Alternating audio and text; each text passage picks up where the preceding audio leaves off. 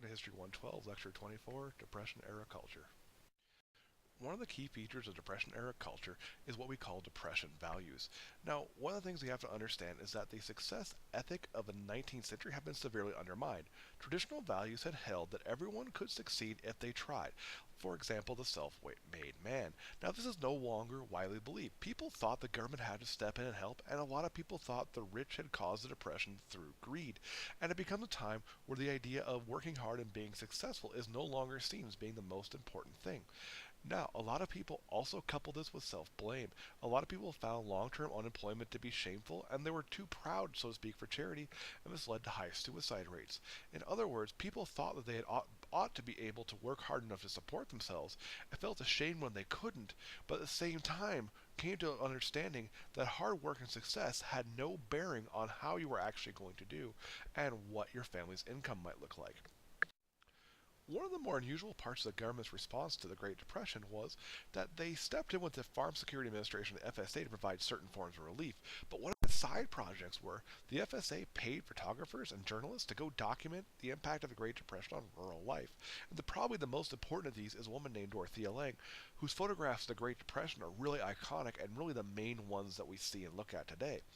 We should also understand that intellectuals are going to take note of the impact of poverty, and two important novels to know about are Richard Wright's Native Sons, which look at the issue of poverty in the ghetto, and Steinbeck, who writes The Grace of Wrath about Okie farmers and their experiences during this time.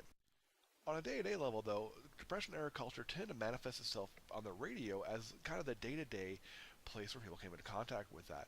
And it offered escapist programming like comedies and soap operas and adventures targeted at children. The Lone Ranger and Dick Tracy are two good examples worth knowing. Radio also caused news to become more immediate with live broadcasts.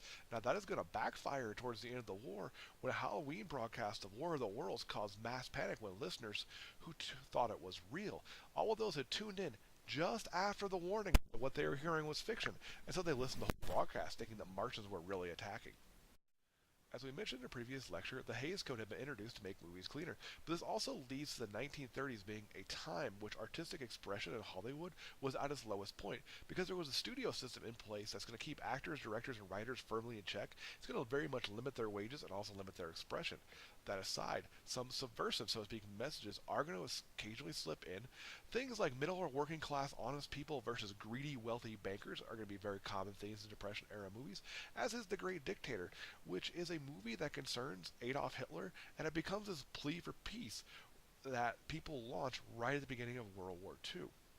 Now, most movies of this era are going to be very escapist. They're going to often have musicals with elaborate song and dance numbers or synchronized swimming, things like that. There are the Marx Brothers screwball comedies about getting rich quickly, and probably the two that most people will know, Snow White and the Wizard of Oz, are very characteristic of Depression films. Now, another American cultural phenomenon that happens during the Great Depression is very much tied in with what's going on in Europe. And in Europe, there's the rise of fascism with people like Benito Mussolini and Adolf Hitler and so on. Now, anti-fascist organizations are going to begin to emerge in the United States, and they become particularly popular with communists. Now, the left had long been harsh critics of capitalism, and the left, and in particular communists, are going to tone it down during the 1930s on orders from the Soviet Union, who are trying to pursue an American alliance. Now, the left is also, during the 1930s, going to become active supporters of some parts of the New Deal, which we'll talk about in a subsequent lecture, as well as the Spanish Civil War.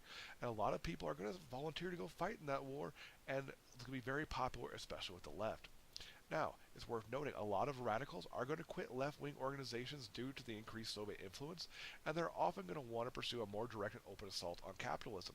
And this is a time when the Soviet Union is actively asking them to dial that back. So what's the big idea here? Well, first and foremost, the Great Depression comes as a huge shock to American culture. People had long believed that if they worked hard and did what they were supposed to, that they would benefit from this, and the Great Depression showed that simply wasn't true. During the Great Depression, people saw that no matter what they did, things would still come out wrong. So there's a lot of blame and shame, and a lot of Depression-era culture centers around escapism, trying to forget those problems for a little while, and major themes are also to include things like honesty versus greed. See you in the next lecture.